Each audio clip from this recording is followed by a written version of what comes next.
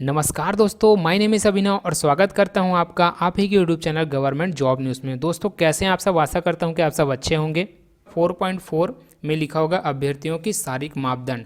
तो शारीरिक यानी कि फिजिकल इसमें क्या मांगा गया है, ऊंचाई, सीना, वजन इसमें क्या रहने वाले हैं, तो सारा कुछ डिस्कस करेंगे। तो पहले बात करते हैं यहाँ पर ऊँचाई यानी कि हाइट के बारे में। पहला नंबर पे लिखा होगा अनारक्षित एवं पिछड़ा वर्ग के पुरुषों के लिए न्यूनतम जो है हाइट 165 सेंटीमीटर होनी चाहिए।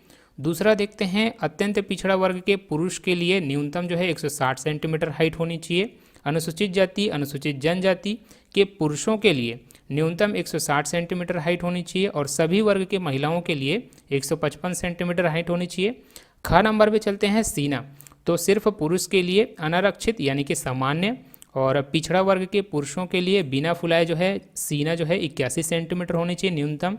और फुलाने के बाद जो है 5 सेंटीमीटर आपको एक्सपेंशन करने हैं। फुलाने के बाद 86 सेंटीमीटर न्यूनतम होने चाहिए। दूसरा यहाँ पर देखते हैं अत्यंत पिछड़ा वर्ग के पुरुषों के लिए बिना फुलाए 81 सेंटीमीटर और फुलाने के बाद 86 सेंटीमीटर जो है सीना का साइज जो है रहना चाहिए, यानी कि 5 सेंटीमीटर यहाँ पर एक्सपेंशन मांगा गया है। तीसरा देखते हैं अनुसूचित जाति अनुसूचित जनजाति यानी कि ST SC के पुरुषों के लिए बिना फुलाए 79 यानी कि 79 सेंटीमीटर और फुलाने के बाद 84 सेंटीमीटर होनी चाहिए। चौथा नंबर में चलते हैं तो महिलाओं के लिए सीना मापी लागू नहीं है। ग नंबर वजन की बात कर लेते हैं। यहाँ पर सभी वर्ग की महिला अभ्यर्थियों यानी कि उम्मीदवारों के लिए न्यूनतम वजन जो है 48 किलोग्राम मिनिमम होने चाहिए। वहीं अगर घ नंबर की बात करें थर्ड जेंडर अभ्यर्थियों के लिए शारीरिक मापदंड या फिर शारीरिक दक्षता परीक्षा का मापदंड पिछड़े वर्ग के महिला अभ्यर्थियों के समान ही रहेगा। नियुक्ति की प्रक्रिया यानी कि सिलेक्शन प्रोसेस जो कि 5वां नंबर है उसके बारे में बात करते हैं। प्रथम चरण में होगा लिखित परीक्षा और द्वितीय चरण में होगा, यहाँ पर देख पाएंगे ख नंबर में द्वितीय चरण शारीरिक योग्यता परीक्षा होगी या फिर दक्षता परीक्षा जिसको बोलते हैं वो होगा द्वितीय चरण में। प्रथम चरण जो कि लिखित परीक्षा है उसके बारे में बात करते हैं। यहाँ पर देख पाएंगे पहला नंबर में आवेदन पत्रों के संग्रहण के उपरांत जैसे आवेदन पत्र आपके फिल होंगे उसकी संवीक्षा की जाएगी और जिन अभ्यर्थियों के आवेदन पत्र सही पाए जाएंगे उनके लिए लिखित परीक्षा का जो है आयोजन किया जाएगा। लिखित परीक्षा का स्तर जो होगा बिहार विद्यालय परीक्षा समिति 10वीं कक्षा यानी कि मैट्रिक अथवा समकक्ष स्तर का होगा। तो 10वीं के लेवल के हिसाब से यहाँ पर पेपर जो है लिया जाएगा आपका। दूसरा नंबर में चलते हैं प्रश्न पत्र जो है 2 घंटे में आपको सॉल्व करने हैं। एक प्रश्न पत्र में कुल 100 वस्तुनिष्ठ यानी कि मल्टीपल चॉइसेस में क्वेश्चन होंगे। प्रत्येक सही उत्तर के लिए आपको 1 अंक दिए जाएंगे यानी कि एक क्वेश्चन यहाँ पर 1 नंबर का होगा। तो टोटल यहाँ पर 100 क्वेश्चन है तो 100 नंबर का यहाँ पर टेस्ट आपसे लिया जाएगा। तो नोटिफिकेशन में आगे चलते हैं तो यहाँ पर 4th नंबर में लिखा होगा पाठ्यक्रम। तो सिलेबस की बात कर लेते हैं।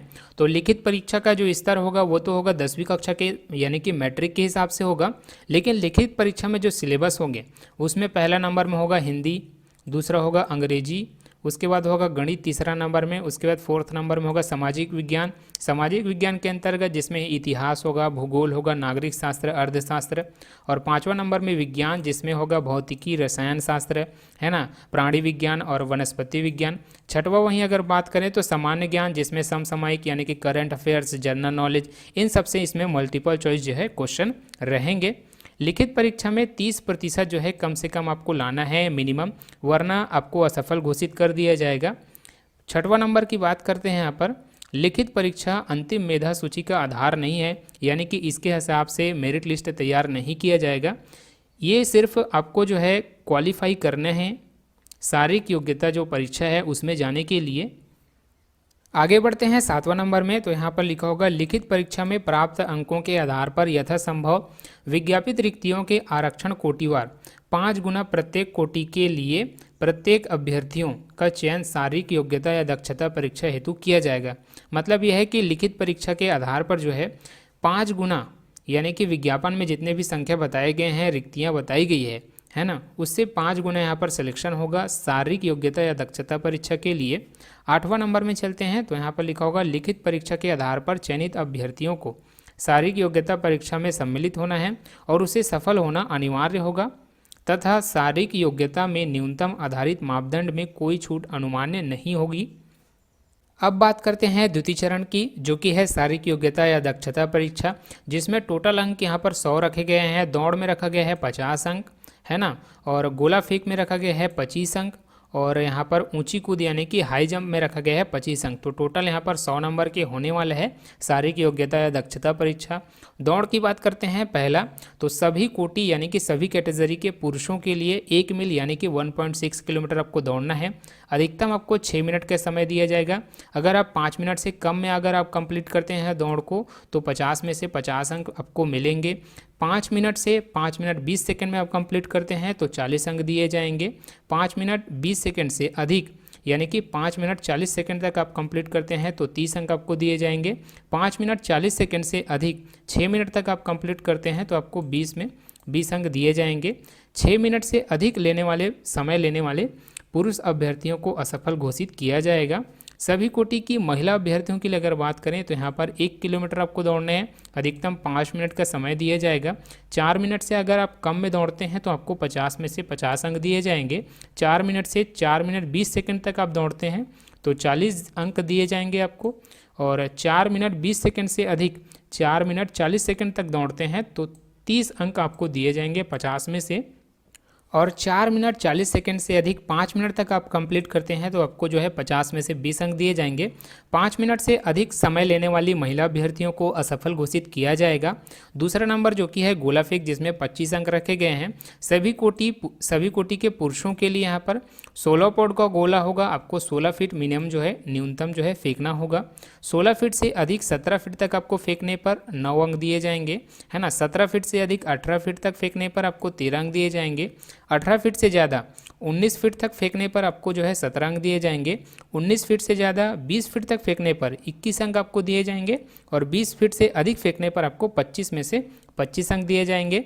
16 फीट से कम फेंकने वाले पुरुष अभ्यर्थियों को यहाँ पर असफल घोषित कर दिया जाएगा। यहाँ पर देखते हैं सभी कोटि की महिलाओं के लिए 12 पॉड का इसमें गोला होगा, है ना। न्यूनतम जो है 12 फीट आपको फेंकने होंगे। 12 फीट से 13 फीट तक फेंकने पर आपको 9 अंक दिए जाएंगे। 13 फीट से ज़्यादा 14 फीट तक फेंकने पर आपको 13 अंक दिए जाएंगे। और 14 फीट से ज़्यादा 15 फीट तक फेंकने पर आपको 17 अंक दिए जाएंगे। 15 फीट से ज़्यादा 16 फीट तक फेंकने पर आपको 21 अंक दिए जाएंगे। और 16 फीट से ज़्यादा फेंकने पर 25 में से 25 अंक आपको दिए जाएंगे। और 12 फीट से कम फेंकने वाले महिला अभ्यर्थियों को असफल घोषित किया जाएगा। अब बात करते हैं तीसरा नंबर जो कि है ऊंची कूद। इसमें अधिकतम अंक 25 अंक रखे गए हैं। सभी कोटि के पुरुष अभ्यर्थियों के लिए यहाँ पर न्यूनतम जो है 4 फीट आपको ऊंची कूद यानी कि हाई जंप आपको लगाना होगा। 4 फीट आपको कूदने पर ऊंची कूद, है ना, 13 अंक आपको मिलेंगे। 4 फीट 4 इंच आपको ऊंचा कूदने पर यहाँ पर 17 अंक मिलेंगे। 4 फीट 8 इंच आपको कूदने पर यहाँ पर जो है 21 अंक मिलेंगे। और 5 फीट ऊंचा कूदने पर आपको जो है 25 में से 25 अंक मिलेंगे। 4 फीट से कम कूदने वाले पुरुष अभ्यर्थियों को यहाँ पर असफल घोषित किया जाएगा। सभी कोटि की महिलाओं के लिए बात करते हैं तो न्यूनतम आपको 3 फीट ऊंची कूद आपको कूदने होंगे। 3 फीट में आपको 13 अंक मिलेंगे। 3 फीट ऊंची कूद कूदने पर 3 फीट 4 इंच अगर आप कूद देते हैं तो यहाँ पर आपको 17 अंक मिलेंगे, है ना। 3 फीट 8 इंच तक आप कूदते हैं तो यहाँ पर 21 अंक मिलेंगे। और 4 फीट अगर आप कूदते हैं तो यहाँ पर 25 में से 25 अंक आपको मिलेंगे। और 3 फीट से कम कूदने वाले महिला अभ्यर्थियों को यहाँ पर असफल घोषित किया जाएगा। नियत समय जो कि पुरुषों के लिए यहाँ पर 6 मिनट का समय दिया गया है और महिलाओं के लिए 5 मिनट का समय दिया गया है, में दौड़ पूरी करने वाले अभ्यर्थियों को गोला फेंक अथवा ऊंची कूद स्पर्धा या स्पर्धाओं में न्यूनतम विनिश्चित मापदंड पूरा नहीं करने पर असफल घोषित किया जाएगा। मात्र गोला फेंक और ऊंची कूद में अधिकतम आपको 3 मौके दिए जाएंगे इसको क्लियर करने के लिए। आगे चलते हैं तो 6वां नंबर में लिखा होगा मेधा सूची यानी कि मेरिट लिस्ट और नियुक्ति की अनुशंसा। तो मग निषेध उत्पाद एवं निबंधन विभाग में मग निषेध सिपाही के पद पर नियुक्ति हेतु चयन के लिए मेधा सूची जो जारी किया जाएगा शारीरिक दक्षता परीक्षा के अधीन 3 स्पर्धा जिसमें रखे गए हैं दौड़, ऊंची कूद, गोला फेंक में अभ्यर्थी द्वारा प्राप्त कुल अंक के आधार पर यहाँ पर जो है मेरिट लिस्ट तैयार किया जाएगा।